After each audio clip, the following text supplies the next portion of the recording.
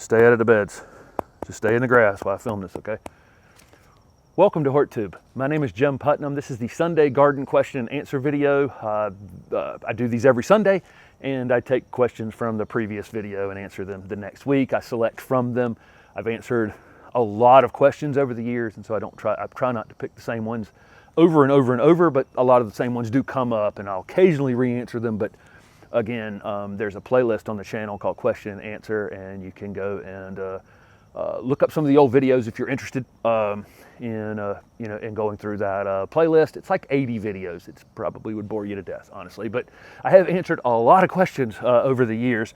I've got a giveaway this week for 2 pairs of garden snips. I use these for propagation, and if you've watched any of my propagation videos, this is what I always use.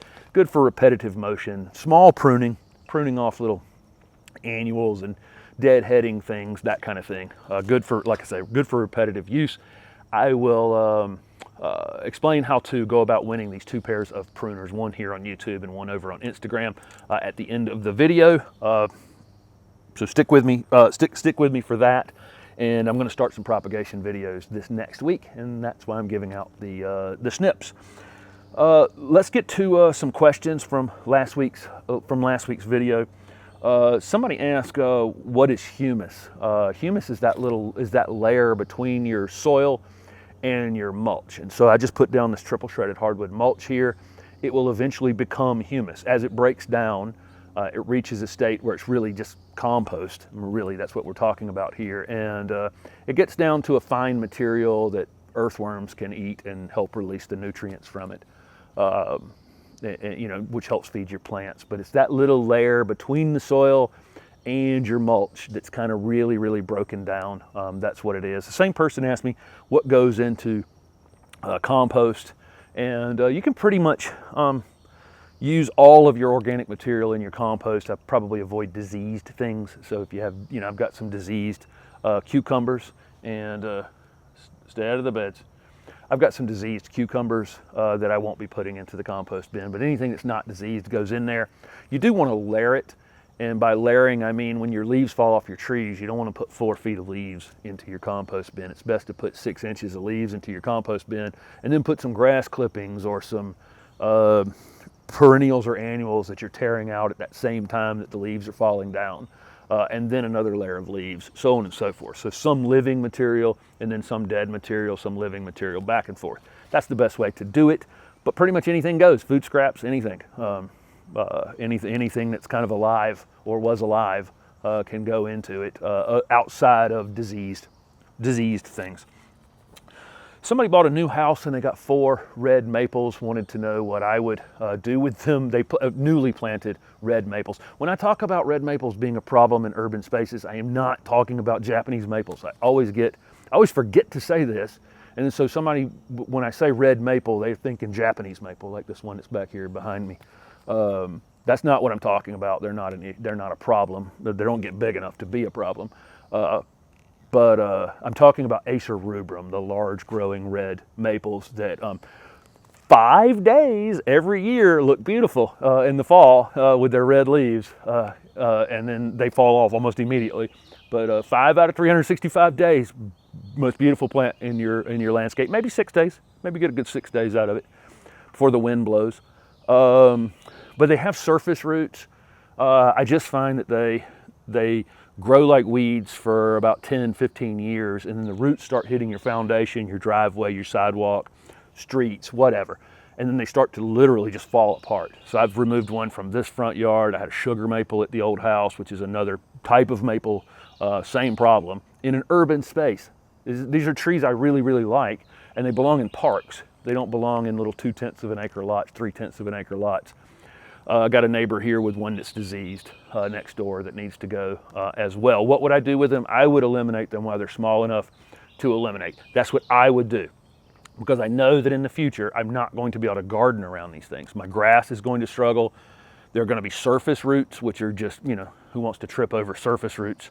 And then they also have this fibrous root system that they'll send into all your beds, any mulch space. They'll send in this super fibrous root system into that space and steal everything.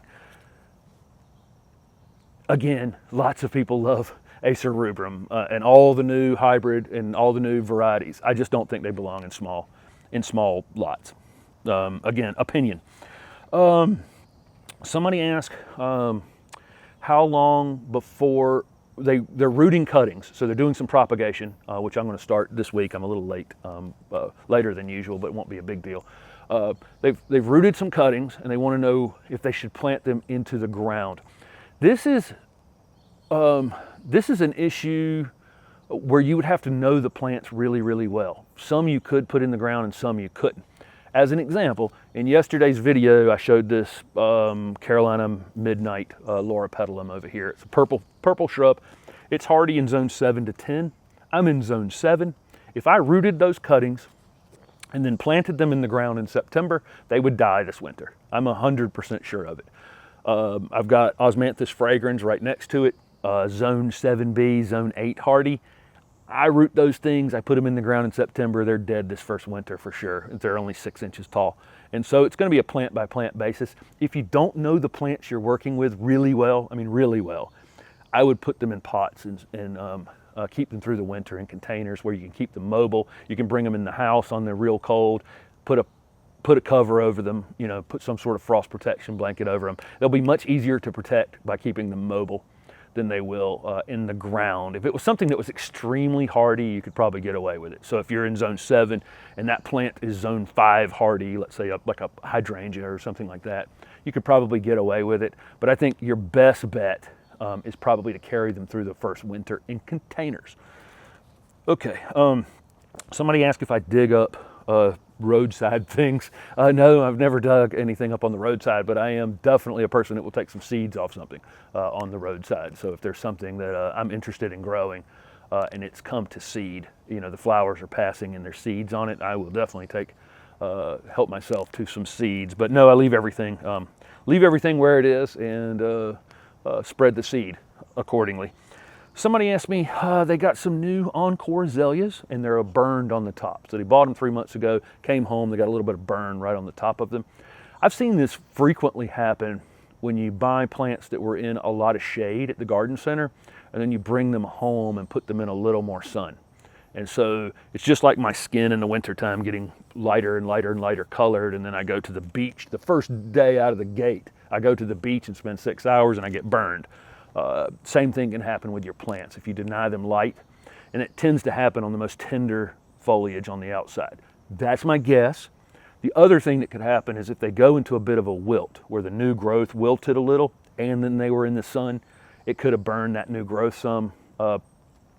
You would also typically see some interior thinning though. If something gets dry, typically what we get is interior thinning. So you'll get yellow leaves on the oldest growth, because a plant will sacrifice its old growth to continue to try to put on new growth so it can flower and reproduce itself. Keep in mind, all these plants are just trying to reproduce themselves. That's all they're out here doing.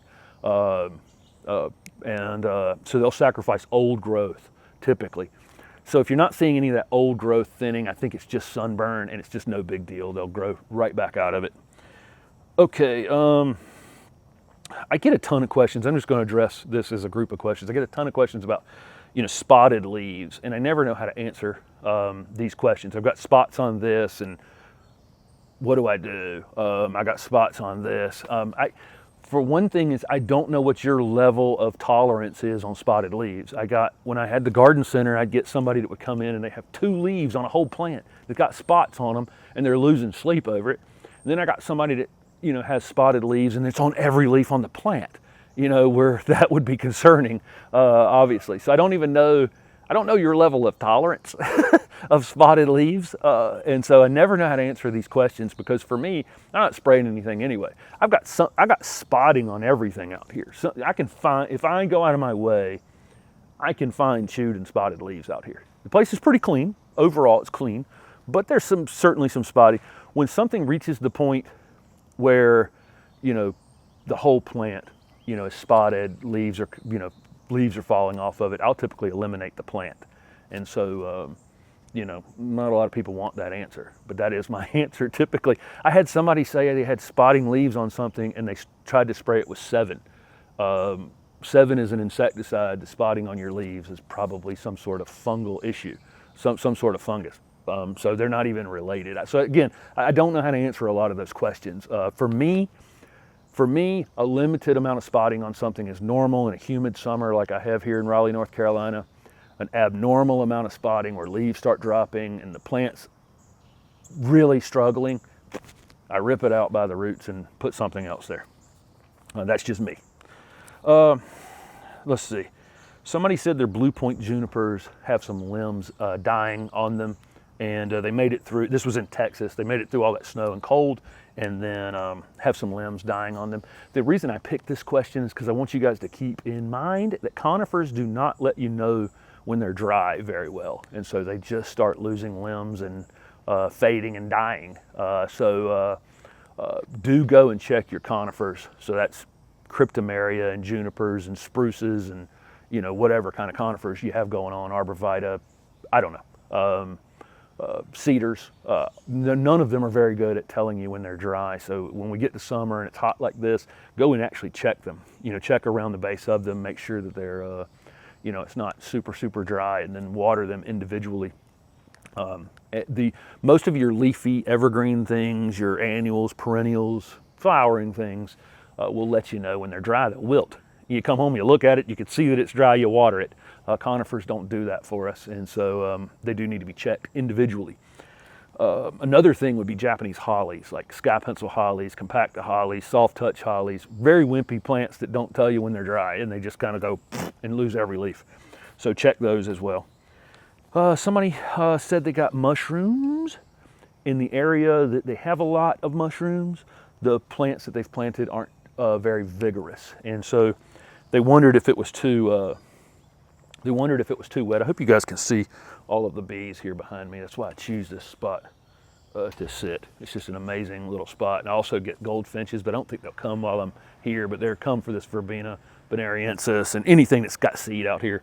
They're on it right now. Lots and lots of goldfinches, which is kind of fun to see. Also, the hummingbird drama has ended because in yesterday's video, I had a hummingbird just I filmed from 7 feet away yesterday.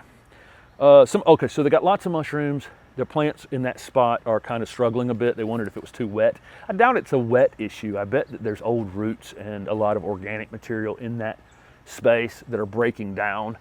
And that process of them breaking down, it can sometimes use some of the nitrogen and keep your plants from being very vigorous or very green, or this isn't the best they're ever going to look. I don't panic on this at all. This is a natural process. If you had an area that had trees that were there, old shrubs that were there, and then you take those things out, you don't get rid of all the roots, you come back in, you plant something, you mulch it, and then again, you're going to get mushrooms from that stuff breaking down. It's all a natural process. I get a lot of panic stuff about organic material stealing nitrogen. Like when I put this triple shredded hardwood mulch out here, there's 5 comments on that video about, isn't it going to steal the nitrogen? No, not on the top like that. If I went and dug holes and dumped a bunch of this wood into the holes, it does kind of struggle to break down without air, and it will steal nitrogen from surrounding, from plants. But then it re-releases it. It's such a non-issue. I don't know how the internet is so broken. People just people read something and it becomes a giant thing. That space that has those mushrooms may end up actually being the best growing space in your landscape. I had a spot at the old house where I moved a redbud. The redbud that was in the front yard at the old house, I actually slid it over at one point from where it was originally planted. And in the process of sliding it over, I left lots of roots, and I left the mulch that was originally a mulched area, and then I put turf on that area. I planted fescue in that part shaded area in that front yard. The first year and a half or so, it was underperforming. It was off color a little bit. The roots were breaking down. Everything was going through a process of becoming humus and breaking down.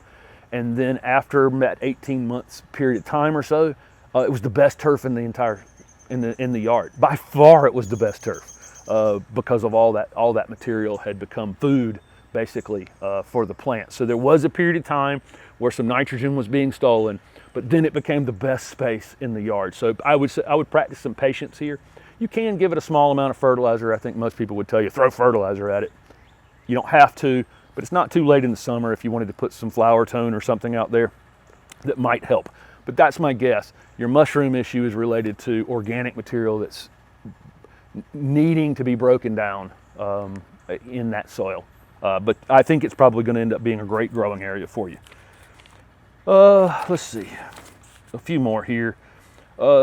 Somebody has wanted to know they planted their incredible hydrangeas, Hydrangea arborescens, and wanted to know about if there's any way to prevent them from flopping. You can obviously stake those as they're starting to form their flower heads, with some sort of, there's lots of different ways to stake plants up, but you can, use those peony, the things that people use on peonies, or, you can tie them up or whatever. Most years you're not going to have a giant issue with this. This year was particularly bad. So my Hydrangea paniculatas, like moon dance, I don't have a Hydrangea arborescens out here. I should, but I don't. But my white wedding hydrangeas, my moon dance hydrangea out front, my Hydrangea paniculatas, not arborescens, but paniculatas, similar flowers. Weight of the flowers, though, they all flopped, and it was Hurricane Elsa or Tropical Storm Elsa caused it. This is an issue where we're with plant breeding here, where we're trying to develop these incredible giant flowers, and you want to sell people on, look at these giant these giant inflorescences. They're so amazing. You can't live without this thing. But then it's so heavy that it flops when it rains. So there's, it's normally not an every year thing unless you got them in too much shade. If you had them in too much shade, it'd be an every year thing. But my white weddings were perfect last year. They're still perfect now, but they are a little bit floppy because of that the rain we got on them. I don't think there's anything you can really do about it. The plant was just bred to have that giant inflorescence on top, flower cluster on top, on a weaker stem than it needs to hold that up. And so without staking, no, they're going to do that every year. Somebody wanted a zone 4 hydrangea idea. They'd come to Washington, D.C. and seen oak leaf hydrangeas and fell in love with them. The closest thing that you can grow in zone 4 to an oak leaf hydrangea look is a Hydrangea paniculata. So limelight, little lime, white wedding, moon dance. There's 20 new ones every year, but a Hydrangea paniculata is going to be the most similar flower type to an oak leaf hydrangea. Foliage is very different, though. You can't beat the foliage on oak leaf hydrangeas, but I don't think you're going to be able to do them in zone 4. Somebody asked me which annuals I do from seed. I'm going to do a video on that, so I'm going to go through and just go through all. After I've done this detailed tour, I'm going to go through and show you every one that I personally did here from seed. Next year, I'm going to be doing even more of them from seed, and I'm actually going to go through that whole process this next year. This closed loop thing, I also want to do the least expensive landscaping that I can do in 2022, and hopefully impressive and low cost next year. That is my plan for 2022, is to do a lot with a little. And show that whole process. So I'm going to do one more. If I don't get a lot of questions this week, I will come back and answer some of the others from this past week. Somebody asked me about Epsom salts. I answered this one other time, but I think it's an important enough question to be asked. There are a lot of videos on YouTube about using Epsom salts in gardening and lots of other. I said earlier in this video, I think already I've said once, the internet is so broken. Epsom salt's magnesium sulfate. Do you need magnesium? If you need magnesium, Epsom salts would be okay to use. If you don't, so adding something like that would be based on a soil test, okay? And here's the other funny thing: Epsom salts are super expensive. I mean, it's bath salts. It's not meant to be a gardening product. You can, if you needed magnesium, you could just buy magnesium separately for probably a lot less money than Epsom salts. So keep your Epsom salts in the bath, and get a soil test. I encourage people to get a soil test. You may be missing something entirely that you want to add or need to add. It was within the realm of possibility, but this is chemistry. All of this is just basic chemistry. These plants need a set of nutrients, and most of it's available. And by adding mulch and fertilizing once a year, maybe twice a year, with some sort of organic fertilizer, most people watching this can get a lot out of their landscape. There are a few people watching me though that probably are really low in phosphorus or really low in magnesium or really low in something, and probably need to add it. And again, getting a soil test done will confirm that. But again, you can probably search Epsom salts here on YouTube when you finish watching this video, and see that there's probably videos with 1 million views on them. It's just ridiculous. I don't even know anybody, and I've said this before, any YouTuber, any blogger, any gardener, any garden center recommending you add a mineral to your soil without first saying, based on a soil test, has no business recommending anything. Period. Okay, that's it. That's as firm as I can say that. Okay, the snips. If you leave a comment down below, and it can just be whatever, it doesn't have to be a question. You can ask a question that will enter you for a chance to win the pair of snips here on YouTube, or you can just say hello, smiley face, 3 dots. I don't care what it is. It doesn't matter what the comment is. That will enter you for drawing for one of the pairs of snips. And if you go over to Instagram, follow me over on Instagram at HortTube, and make a comment on the post from today's video, which will just be, something like this. Okay. Just make a comment down below that, and that will enter you a second time for the drawing. I'll do this drawing next Sunday, and I think I'm going to have another contest or another drawing, another giveaway, and that one easy for me to say. Thank you guys for following along with the channel and participating in these question and answer videos, and just following along with everything. Thanks.